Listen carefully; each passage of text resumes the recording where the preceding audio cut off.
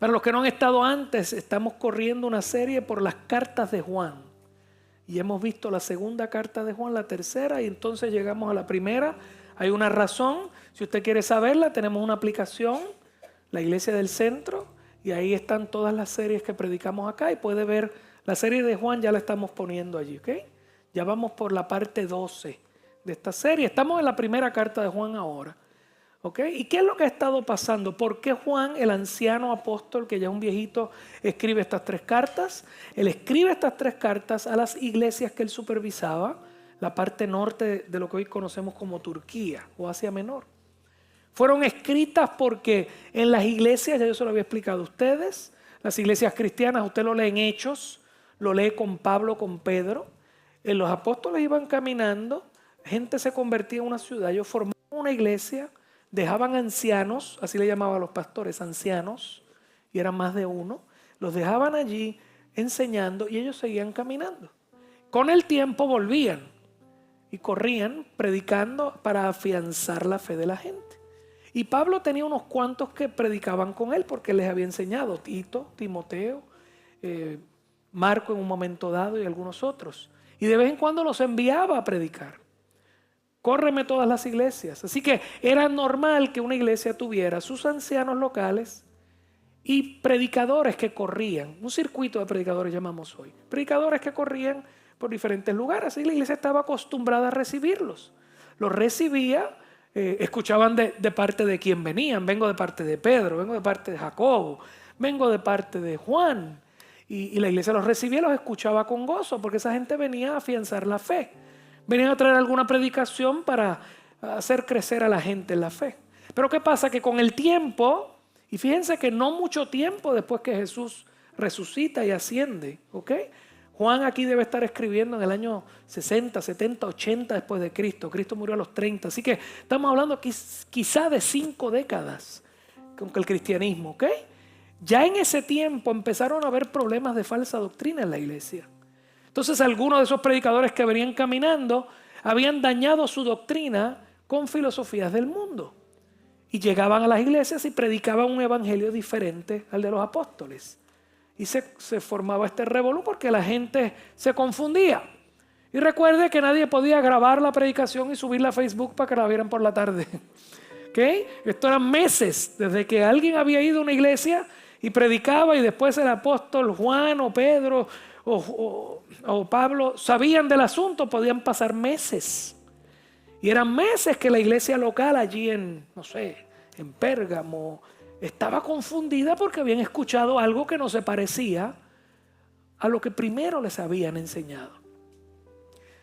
Juan recibe ese asunto, las cartas 2 y 3 son 2 cartas, ya usted lo vio, cartas individuales a personas que estaban en las iglesias diciendo cuidado con recibir a gente que no predique esta palabra. Y en la tercera carta le dice a uno, cuidado con no recibir a los que yo envío, porque los míos son buenos. Porque alguien se había puesto muy celoso y empezó a votar a todos los predicadores de la iglesia. Así que cuando vamos a la primera carta, ya el problema era tan grande que había iglesias que habían tenido una división. Ya había gente en la iglesia que se había quedado pensando lo que los predicadores habían dicho y habían roto la iglesia en pedazos. Eso es exactamente lo que no puede pasar en la iglesia de Cristo. Es un issue mayor cuando tenemos diferencias profundas en doctrinas fundamentales. Hay ciertas cosas que están escritas en el Evangelio, que las enseñaron los apóstoles, que son piezas fundamentales en el Evangelio. Hay cosas que tienen que ver con ¿verdad? Interpretación o tiene que ver con gustos, pero hay ciertas cosas que no son negociables. ¿Quién es Cristo? ¿Quién es Dios? ¿Quién es el Espíritu Santo? ¿Cuál es la manera de la salvación? ¿Okay? ¿Para qué sirve la oración? Hay cosas esenciales que no son negociables. Y cuando una de esas cosas no negociables llegaba una persona y decía otra cosa, confundía a la gente. Y Juan se encuentra con una iglesia confundida que se la ha roto en 2 pedazos y muchos de los que estaban allí ahora se fueron. Y estaban predicando una cosa bien diferente. Hoy vamos a volver a tocar ese tema un poco. Bien, la vez pasada, el último domingo, vimos que esta confusión, porque esta gente, y esto pasa hasta el día de hoy todavía, en la iglesia cristiana tenemos gente que viene con alguna nueva revelación. Eso no existe, no hay nueva revelación. Todo lo que usted tiene que saber está aquí. ¿Está conmigo? Y vuelve y nos trae algo medio torcido, muchas ocasiones para llenarse el vientre o los bolsillos, o sencillamente para adquirir poder y autoridad sobre otros. Bien, y esta gente llega y dice que tienen una nueva revelación de Dios y en algunas ocasiones vienen mostrando poder. Escúchenme, haciendo milagros. Y todo el mundo se confunde, pero esto no es lo que yo aprendí. De momento este hombre está con esto. ¿Okay? Se supone que una iglesia sabia que ha sido enseñada en la palabra sencillamente la abre y dice, mire, lo que está diciendo no está bien. Y se acabó. ¿Okay? Pero estamos hablando de iglesias que estaban creciendo todavía y Juan tiene que ayudarlos en ese proceso. Esta gente que se había roto de esta iglesia decían que ya no pecaban, que no tenían necesidad de pedir más perdón por sus pecados, que ellos tenían una relación con Dios. Había gente reclamando que había visto a Dios, no sé, que habían subido al cielo, habían bajado. ¿Ok? Y empezaron a minimizar la necesidad de Cristo, de la obra de Jesús. Yo le dije al principio de este culto, vinimos a darle un culto ¿a quién? A Cristo, eso no se ha acabado. Él es el preeminente, Él es el primogénito, Él es el primero en todo. Eso nunca va a cambiar. ¿Alguien me está escuchando? Esta gente empezó a decir que lo que Cristo hizo no era necesario. Entonces los que quedaron en la iglesia de Juan, confundidos, empezaron a preguntarse, pero ¿por qué mi experiencia cristiana no es tan buena como la de este, que dice que es un súper espiritual, que ora 10 horas al día y que se levanta 3 pies del piso? Y todo eso, ¿qué me pasa a mí? ¿Qué flojo soy yo? ¿Estaré yo mal? Lo que él está enseñando es lo correcto y es que Juan aprendió lo primero, pero ahora hay más. Escucha, eso es bien peligroso. Juan aprendió lo básico, pero ahora está lo avanzado. Gente, aquí no hay nada avanzado. Todo está aquí. ¿Me entendió? Esto es bien importante.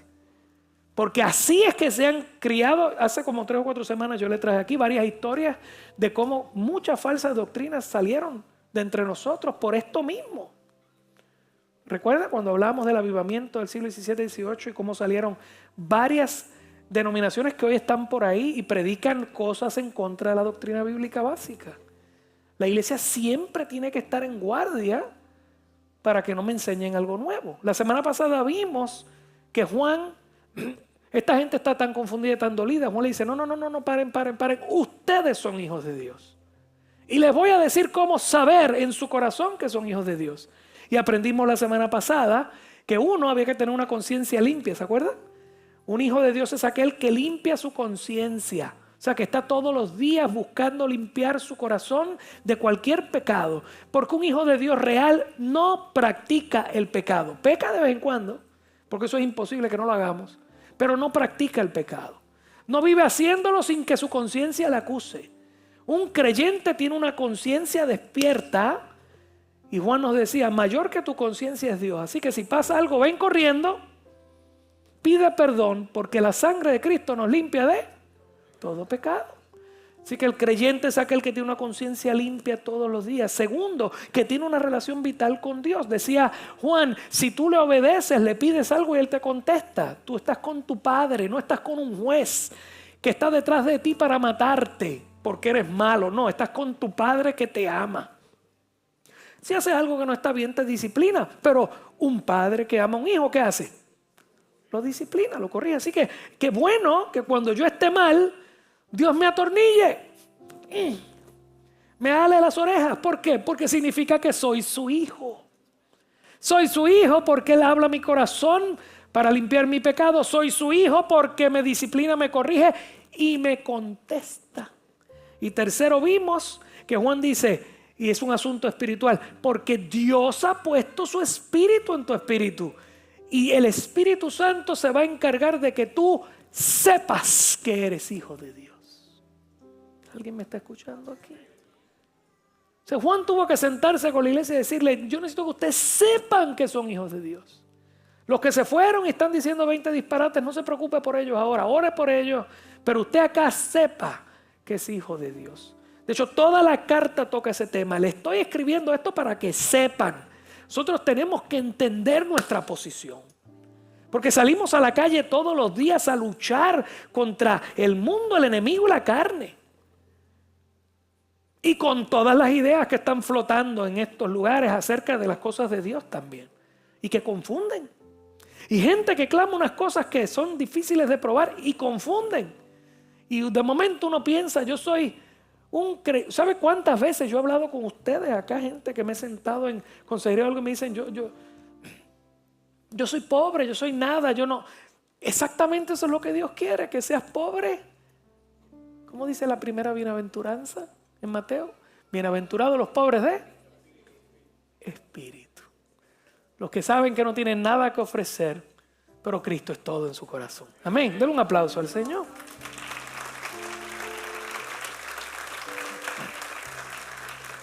Pero de todas maneras estos hermanos de las iglesias le preguntan a Juan, pero Juan, de todas maneras esta gente está predicando estas cosas y dicen que son inspirados por el Espíritu de Dios también. O sea, tú me dices que el Espíritu de Dios va a hablar a mi corazón, pero ellos están diciendo que el Espíritu le habla a ellos.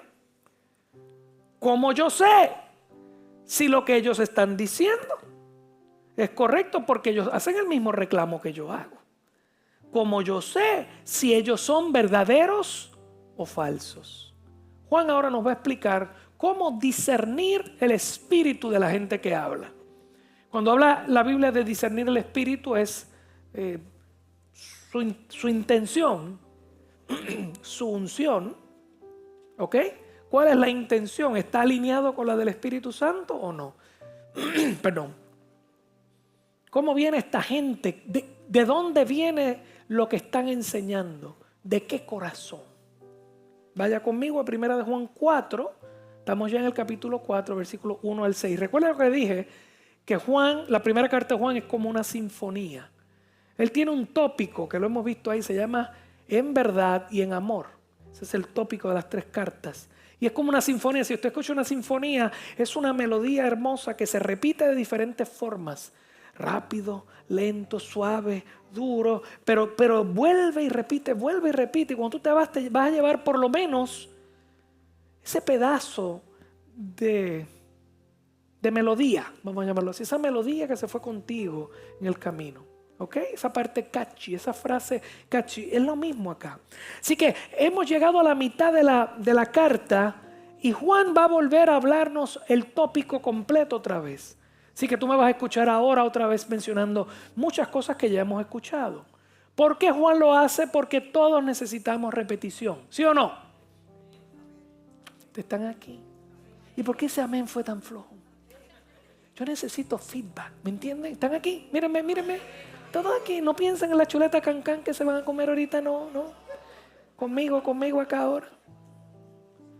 Los otros días alguien me salió una foto. Mira, pastor, y era una cosa así gigantesca. Yo te voy a llevar el diablo, ese gelado. Vamos. Primera de Juan 4, 1 al 6. Amados. Qué lindo este Juan. Siempre decía a la gente amados. Yo escucho mucho a Amílcar diciéndole amados a la gente. Y es bíblico. Por lo menos en eso Amílcar es bíblico ahí. ¿Dónde está él? ¿Está por ahí por sitio? ¿Está con los niños afuera? No le digan que lo vacile. Amados, no creáis a todo espíritu, sino probad los espíritus si son de Dios. Porque muchos falsos profetas han salido por el mundo. En esto conozcan el Espíritu de Dios. Todo espíritu que confiesa que Jesucristo ha venido en carne es de Dios. Y todo espíritu que no confiesa que Jesucristo ha venido en carne, ahorita yo le explico, no es de Dios. Y este es el espíritu del anticristo, el cual vosotros habéis oído que viene y que ahora ya está en el mundo, desde aquella época. ¿Okay? Ya había una resistencia en contra del reino, que se había metido en la iglesia. Hijitos, vosotros sois de Dios. ¿Cuántos son de Dios aquí? Fíjense que hace unos segunditos atrás Juan le acaba de decir, si tu conciencia está limpia, si tienes una relación dinámica con Dios, si el Espíritu habla a tu corazón, tú eres hijo de Dios. Aquí se lo repite. Hijitos, vosotros sois de Dios. y los habéis vencido. ¿A quiénes? A los falsos profetas. Porque mayor es el que está en vosotros que el que está en el mundo. Ellos son del mundo, por eso hablan del mundo. Y el mundo los oye. Nosotros somos ¿de quién? De Dios. El que conoce a Dios nos oye. El que no es de Dios no nos oye. En esto conocemos el espíritu de verdad y el espíritu de error. Vamos a ver qué es lo que estamos hablando aquí. Juan, ya hace tiempo estudiamos, lo voy a repetir otra vez para que recuerdes. Ya habíamos estudiado un poco acerca del problema de las herejías que Juan estaba enfrentando. ¿Qué era lo que esta gente estaba enseñando? Yo te expliqué hace unas semanas atrás que Juan enfrenta, está todavía el primer siglo de la era cristiana, una herejía que se iba a convertir en una gran herejía en el segundo siglo. Se llama el gnosticismo. Se escribe con G y después gnosticismo. Gnosticismo significa un conocimiento escondido. ¿Okay? Gente que dice que ha encontrado algo que la chusma no puede entender porque son bobos. Pero de momento ellos tienen una claridad, una profundidad. Ellos han conocido algo de Dios que los demás no entienden. Ustedes sigan con los rudimentos del bautismo y de la Santa Cena y de Jesús. Ya yo vi a Dios. Los gnósticos. Pues esta gente era la raíz que después se convirtió en el gnosticismo en el segundo siglo. En este primer siglo había un predicador que se llamaba Cerinthus. Juan quería picarlo en cantos porque Cerinthus se pasaba predicando lo que te voy a explicar ahora. Y también había un grupo que se llamaba los docetistas. Docetista viene del griego y el 12 significaba apariencia. Y le voy a explicar por qué. ¿Qué decía esta gente? Esta gente había agarrado una filosofía griega que estaba de boga en ese tiempo. Si usted lee a Platón y usted lee a Aristóteles, va a encontrarlo ahí, sobre todo Aristóteles, que dividían el mundo entre el mundo espiritual y el mundo físico. Y decían que todo lo que era físico, lo material, lo creado, era malo. Era inherentemente malo, sucio, dañado. Claro, esta gente son filósofos que no conocen a Dios y están observando que en el mundo todo está mal. ¿Cierto o falso? Que la gente hace lo que da la gana, que la gente es mala.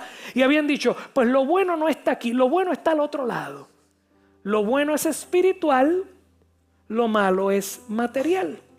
Y entonces habían sacado la filosofía que la meta del ser humano debe ser salirse de este cuerpo para encontrarse con lo espiritual, que es bueno.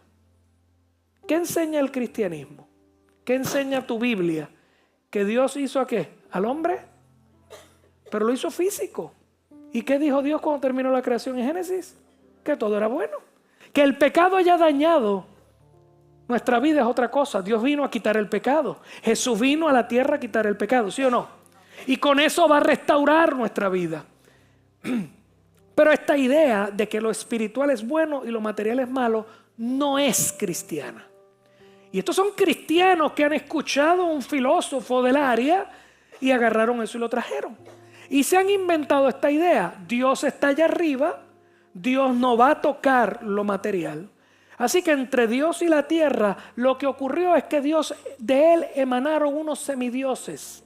Y uno de esos semidioses fue quien hizo la creación. De hecho decían que Jehová o Yahweh era un semidios. El Dios Padre estaba allá arriba con el Dios Hijo y el Espíritu Santo. Y este semidios crea la tierra. O sea, ese fue el que tocó lo material, que es feo y que es malo. Y ahora estamos acá abajo. Y de momento los cristianos dicen que Dios Hijo, la segunda persona de la Trinidad, ¿qué es lo que usted va a hacer comiendo lechón y ajo con gandula en diciembre? ¿Qué se supone que usted está celebrando? ¿Y qué significa el nacimiento de Cristo?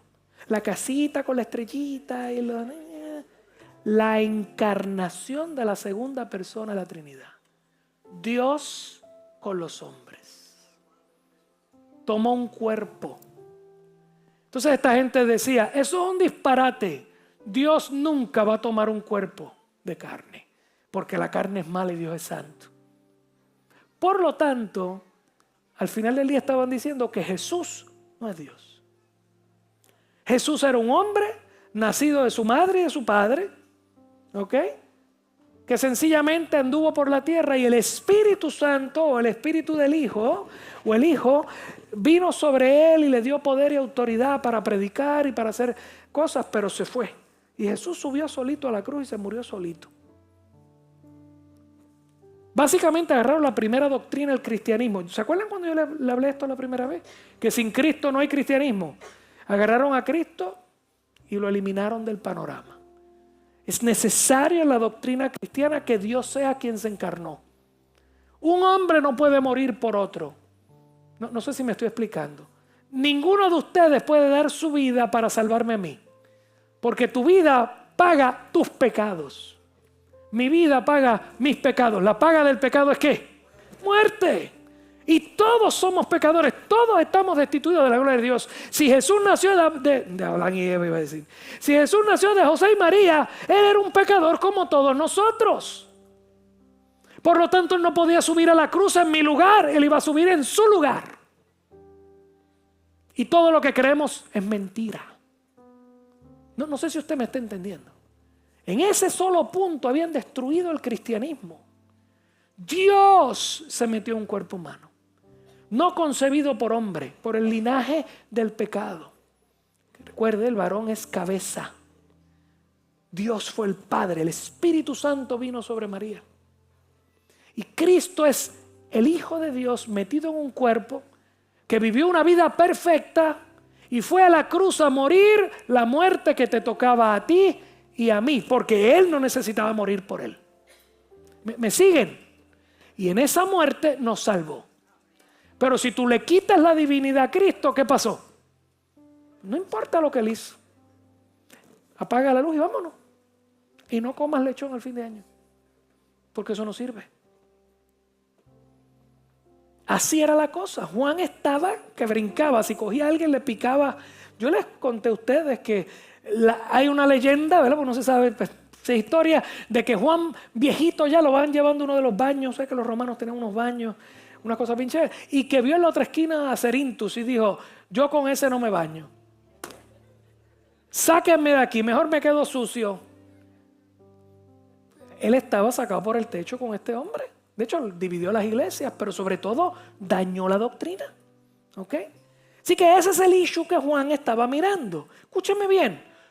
Eso fue una falsa doctrina para esas iglesias en ese tiempo. No que eso no haya seguido. Yo les expliqué a ustedes hace como 3 semanas que hay por lo menos 2 o 3 denominaciones hoy que todavía creen eso.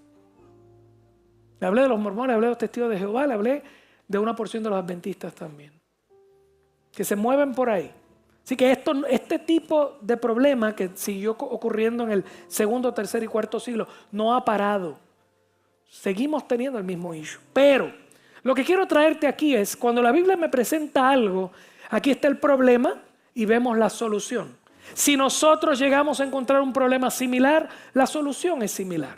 Aunque el issue no sea exactamente el mismo. Así que el issue que estaba trabajando Juan era en ese momento cómo estaban hablando en contra de la divinidad de Jesús. Diga conmigo, divinidad de Jesús. ¿Cómo Juan ataca el asunto? Juan le dice: le voy a dar una prueba muy sencilla. Una prueba muy sencilla de saber qué es lo que motiva a la persona que te está hablando. Prueba lo que dice con lo que te enseñé. Eso es todo, ¿sí?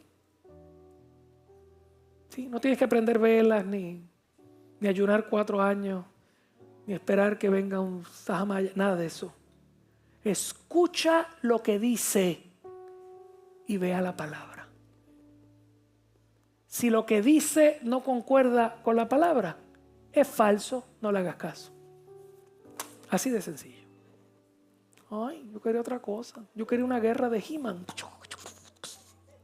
No. Sí. Wow, me fui bien atrás. Ellos ninguno se dio por enterado. He-Man y el castillo de Grayskull. Ninguno se dio por enterado. Tampoco vieron Mazinger ni Godzilla. Nada, ellos no han visto nada de eso. Nada, está bien.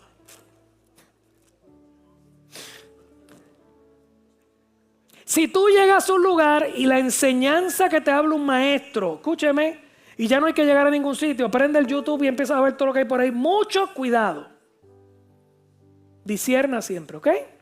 Si yo escucho a un maestro, un pastor, uno que se llame profeta, apóstol, usted quiera, escúchelo.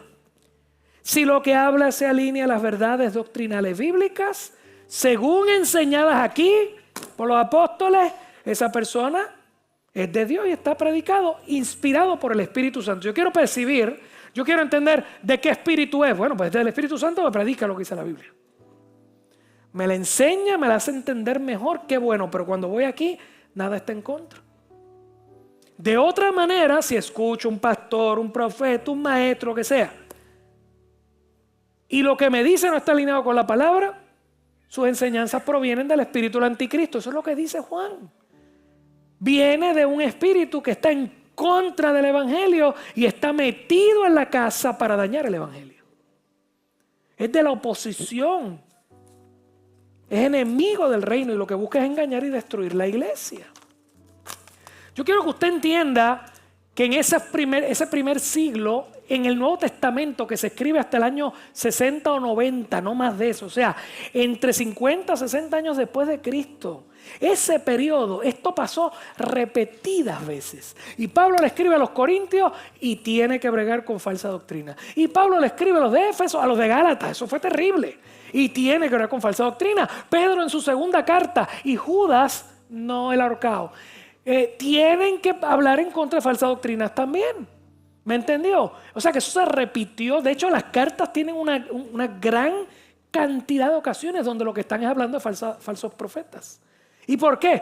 Porque cuando le preguntaron a Jesús cuál iba a ser la señal de los tiempos del fin comenzaron ¿con quién? Con Cristo en la cruz del Calvario. ¿Se acuerda de eso?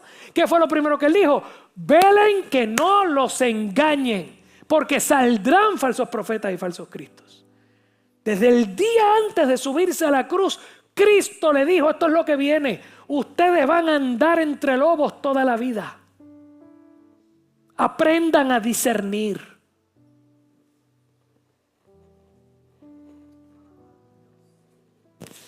Y si usted va al Nuevo Testamento, usted va a encontrar repetidas veces a los apóstoles dándole tests, si lo quiere llamar así, pruebas. Mira, esto es lo que nosotros creemos. Discierne lo que estás escuchando o lo que estás viendo por lo que creemos.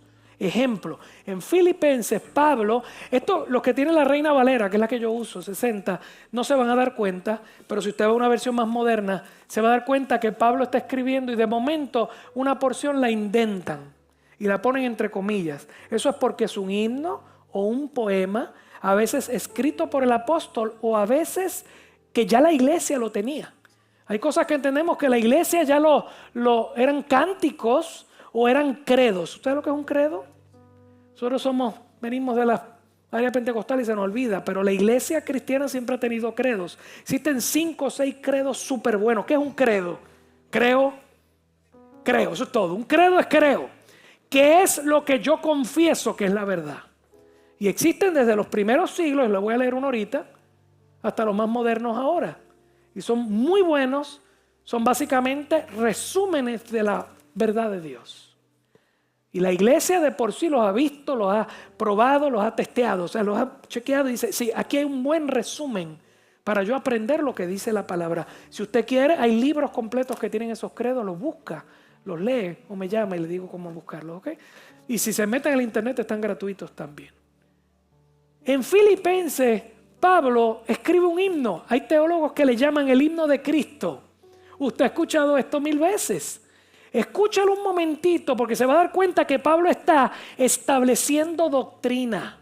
Está diciendo, mira, para que no se te olvide, canta esto. Por eso es que cuando cantamos tratamos de traer himnos o canciones. Por eso los himnos antiguos son tan buenos. Los himnos antiguos son estos del himnario. Yo tengo una pelea viva de que me sigan cantando himnos del himnario. Si usted ve un himno del himnario se va a dar cuenta que son muchas estrofas que tienen la misma música. Porque la idea es que se te pegue la melodía, pero las estrofas son doctrina, doctrina, doctrina, doctrina. Y cuando la iglesia se para y los canta, la iglesia, yo he estado en lugares donde ni siquiera tenemos cantores. Una persona dice, vamos para el himno tal. Empieza a cantarlo y se calla la boca y toda la iglesia lo canta. Y está leyendo doctrina. Eso se hacía en el principio de la iglesia. ¿Por qué? Porque tú cantas algo y se te queda. Mira el cántico que Pablo menciona aquí. Filipenses 2, 6 al 11. El cual, siendo en forma de Dios, no estimó el ser igual a Dios como cosa que aferrarse, sino que se despojó a sí mismo, tomando forma de siervo, hecho semejante a los hombres. Hasta ahí, ¿qué Pablo acaba de enseñar? ¿Qué estaba pasando ahí con Jesús? La encarnación. Acaba de decirle, Jesús estaba allá. Recuerde, esto es doctrina y la está implantando ahí. Jesús estaba allá, es preexistente, es Dios. Se quitó lo que tenía allá y se hizo hombre. La encarnación. Principio básico del cristianismo. Fíjense, Pablo lo escribió aquí. Juan tuvo que refutarlo porque después lo empezaron a refutar. Vete hoy y lee un poquito la doctrina de los testigos de Jehová, lo refutan. Dicen que ese no es Jesús. Y estando en condición de hombre se humilló a sí mismo, haciéndose obediente hasta la muerte. Y muerte, ¿qué está hablando ahí? ¿De qué está hablando ahí? De tu redención. El principio de que Cristo murió en tu lugar. Eso es doctrina bíblica. Versículo 9. Por lo cual Dios lo exaltó hasta lo sumo y le dio un nombre que es sobre todo nombre, para que en el nombre de Jesús se doble toda rodilla de los que están en los cielos y en la tierra y debajo de la tierra, y toda lengua confiese que Jesucristo es para gloria de Dios Padre. Jesucristo es el Señor. Escúcheme bien. Jesús, Juan el Bautista vino predicando: arrepentidos porque el reino de los cielos se ha acercado. ¿Qué necesita para que haya un reino? Un rey y ¿qué más? Y súbditos, ¿sí o no? Un rey y súbditos. Tú están aquí. Yo no los quiero abugir, pero esto es bueno, escúchenme. Un rey y ¿qué? Y súbditos. Jesús después aparece cuando Juan el Bautista lo sacan y empieza a predicar ¿qué? Arrepiéntanse porque el reino de los cielos se ha acercado. Viene un reino. Eso es un principio. ¿Qué está diciendo Pablo ahí? Que después que Jesús murió, fue levantado y está reinando. Se le dio un nombre que es sobre todo nombre, para que delante de él toda rodilla se doble y toda lengua confiese. Párelo ahí. Toda lengua confiese. Esta gente vivía bajo el yugo de Roma y Roma era politeísta. Y uno de los dioses en el grupo de dioses de Roma era el César. Y le mandaban a toda religión: yo te dejo tu religión, y a los otros le dejo su religión, y a aquellos le dejo su religión, pero tienes que añadirme un Dios. César es Kairos. César es el Señor. Y Pablo le dice: Jesucristo es el Señor. Por causa de eso los mataron. Por causa de eso fueron a los leones. Por causa de eso fueron al Coliseo que está allí todavía en Roma y mataban a los cristianos. Por causa de eso Nerón los usó de antorchas humanas en sus fiestas. Porque era la única religión que no dijo César es Kairos. Porque Pablo les dio un himno bien lindo que decía: Jesucristo es ese. A ese tú le doblas rodillas. A ese tú confiesas. Dale un aplauso al Señor.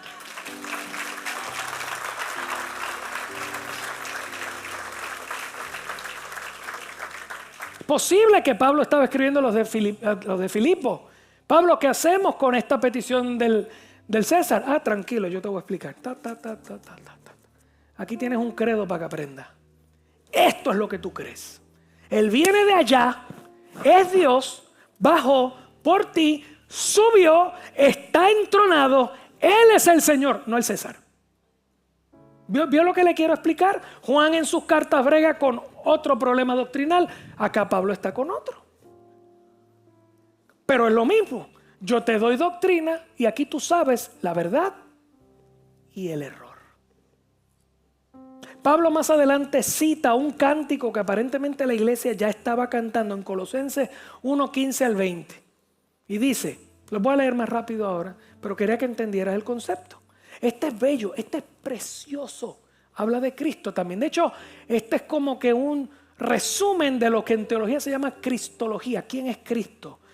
Dice, versículo 15, Él es, léalo conmigo, 1, 2 y 3. Recuerda, esto es un cántico. Él es la imagen del Dios invisible, el primogénito de toda la creación. Porque en Él fueron creadas todas las cosas, las que hay en los cielos, las que hay en la tierra, visibles e invisibles, sean tronos, sean dominios, sean principados, sean potestades. Todo fue creado por medio de Él y para Él. Y Él es antes la preexistencia de Cristo. Eso es una doctrina básica del cristianismo. Cristo era Dios antes de que todo fuera creado. Y Él es antes de todas las cosas. Y todas las cosas en Él subsisten. Usted está vivo porque Cristo te mantiene vivo. Que te quede claro. Hay un proverbio, no sé si es un salmo, que dice: y si Dios quitara su mano, todo ser viviente moriría. Él es la cabeza del cuerpo, que es la iglesia, el que es el principio, el primogénito de entre los muertos, para que en todo tenga la preeminencia. ¿Vieron cómo tratan a Cristo? Cristo es todo. Él es el primero. Él es el primero aquí. Él es la cabeza allá. Él es todo. Por eso te digo todos los domingos, viniste a darle culto ¿a quién? A Cristo. Eso es lo único que te da entrada al trono de la gracia. Por cuanto agradó al Padre que en Él habitase toda la plenitud, y por medio de Él reconciliar consigo todas las cosas, las que están en la tierra como las que están en el cielo, haciendo la paz mediante la sangre de su cruz. ¿Quién es Cristo? La iglesia. ¿Quién es Cristo? Vamos a cantar el himno. Que él en Colosenses nos dice: ¿se acuerdan lo que ustedes cantan? Este es Cristo.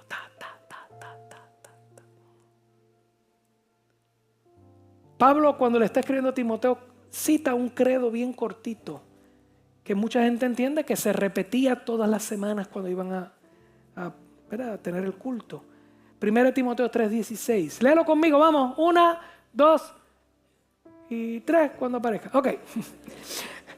1, 2 y 3. E indiscutiblemente grande es el misterio de la piedad.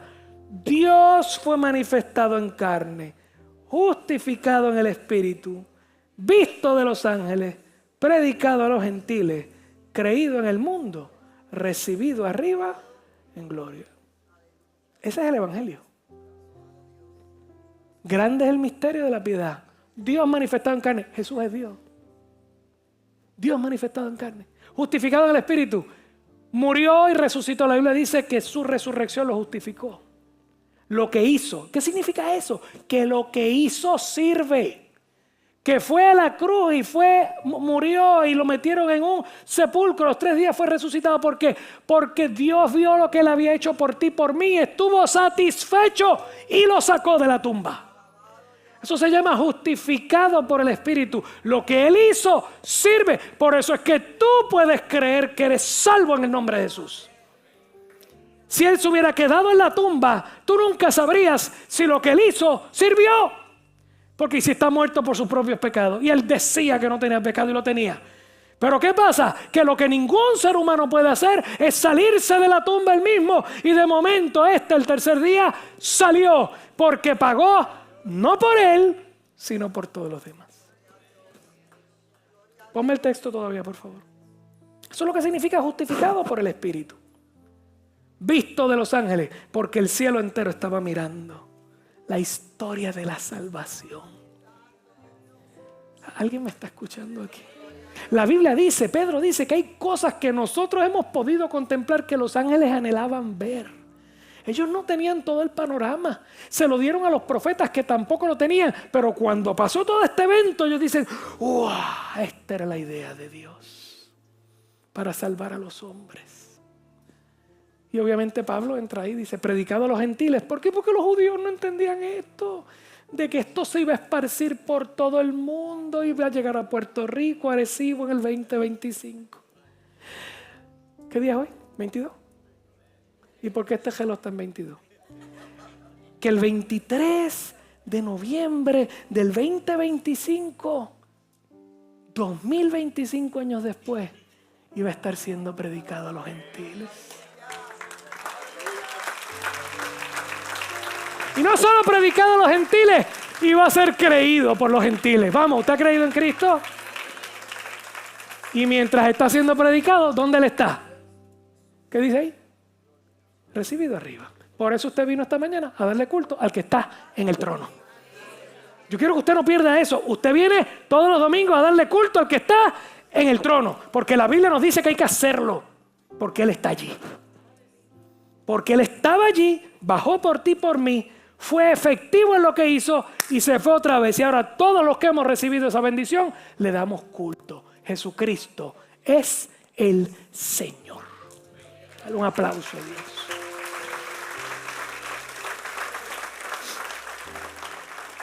La iglesia en del primero al quinto siglo tuvo que hacer varios credos. Hay un montón y son súper buenos. Hay uno que si usted viene de la iglesia tradicional católica lo repetían siempre, nosotros no lo repetimos, estamos mal. Pues eso no tiene que ver con la iglesia católica. Tiene que ver con la historia de la iglesia en sus primeros 5 siglos, que es el credo apostólico. Creo en Dios Padre Todopoderoso, Creador del cielo y de la tierra, y en Jesucristo, su Hijo unigénito, Señor nuestro, que fue concebido por el Espíritu Santo. Escucha toda la doctrina. Nació de la Virgen María, padeció bajo Poncio Pilato, fue crucificado, muerto, sepultado, descendió a los infiernos, al tercer día resucitó de entre los muertos, ascendió a los cielos, está sentado a la diestra de Dios Padre Todopoderoso, desde allí ha de venir a juzgar a vivos y muertos. Creo en el Espíritu Santo, en la Santa Iglesia. La palabra católica significa universal. Creo en la Santa Iglesia Católica, la comunión de los santos, el perdón de los pecados, la resurrección del cuerpo, la vida eterna. Yo creo en todo eso, ¿sí o no? Eso está escrito ahí para que sepas discernir el error de la verdad. ¿Me entendió? ¿Qué es lo que Juan enseñó en esa carta? Hermanos, cuando tengas duda, ve a la doctrina. Y si lo que dicen está alineado, bien. Si no, no. Y se acabó.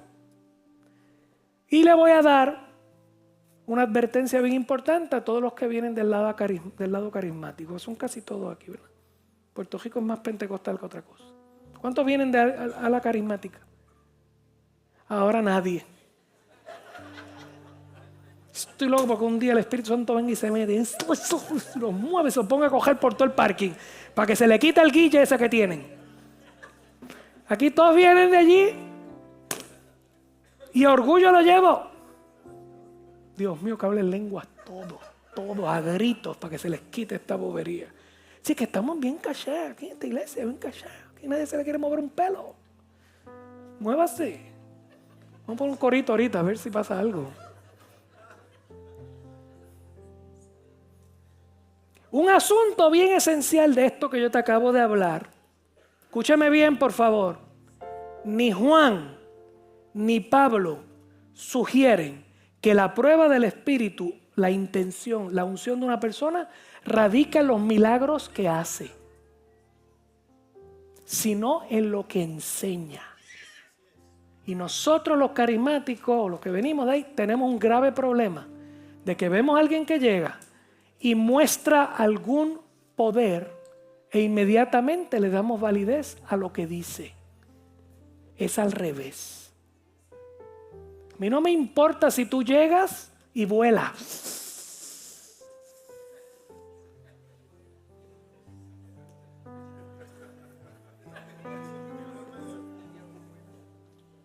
O levitas.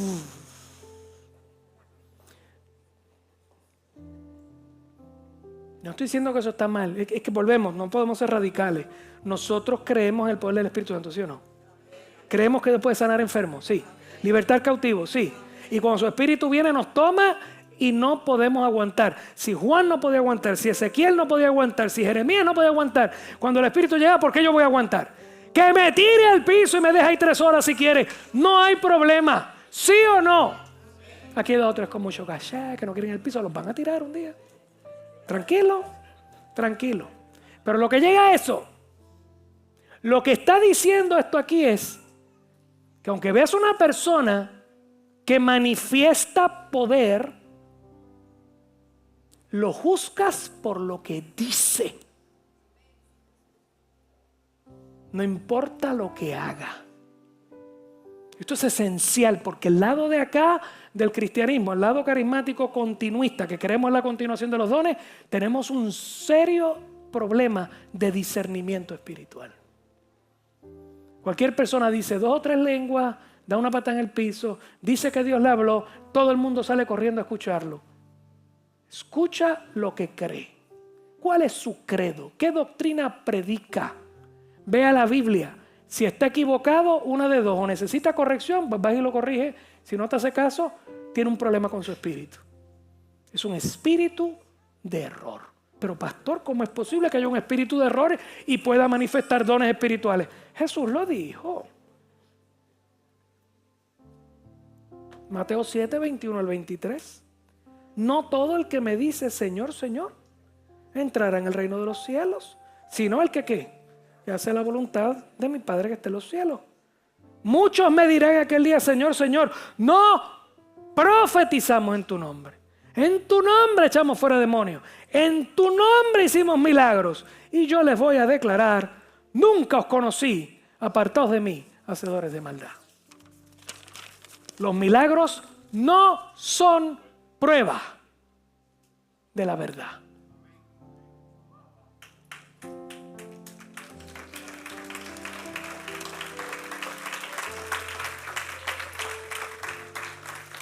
Sí, que no se me, ¿cómo es? Deslumbre. Por favor, yo quiero una iglesia que ame el Espíritu, que ame los milagros, que ame la manifestación del Señor, pero no se me deslumbre con todo el mundo.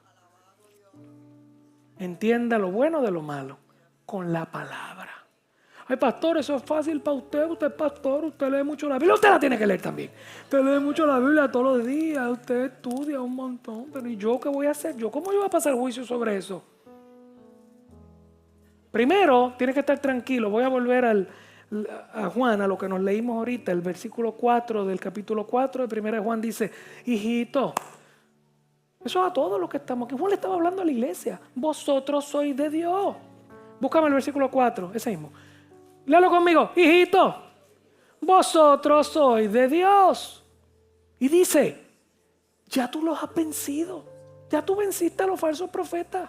Ya tú venciste a toda esa gente. Porque tú tienes a Dios en tu corazón. Porque mayor es el que está en ti que el que está fuera de ti. Créele al Espíritu que está en ti y dile, Señor, dirígeme para pasar juicio, para pasar revista, para no caer presa del error. ¿Lo vio? ¿Sí o no? Y la última pregunta que le tuvieron que haber hecho a Juan fue, oye, ven acá, y al fin y al cabo, ¿cómo yo sé que lo que aquí está predicando está bien? Y él vuelve y le dice en el versículo 6, póngalo ahí, 6, léalo conmigo. Nosotros, o sea, Juan está clarito por si acá. Yo soy hijo de Dios, nosotros somos de Dios. El que conoce a Dios, nos oye. El que no es de Dios, no nos oye. En esto conocemos el espíritu de verdad y el espíritu de error. Escúchame bien. Defiende la sana doctrina y mucha gente se va a ir en contra tuya. Ya tú sabes cuál es el espíritu que los gobierna. Me escuchó. Claro. Y con esto ciego. Para defender la sana doctrina es porque me la sé. Y me la sé porque la estudio. Así que el llamado de Dios en esta mañana a la iglesia es diligencia con la palabra. Porque esta es tu guarda. Este es tu escudo. Este es tu espada. ¿Se la sabes bien? La hablas. Y el que está alrededor tuyo que se clama creyente y se va en contra tuya, ya tú conoces la verdad del error. Papá, tú estás en error. Mira, a ver, arregla tu espíritu antes de que te dañe. Así. Así. Pero ustedes y yo a estudiar la palabra.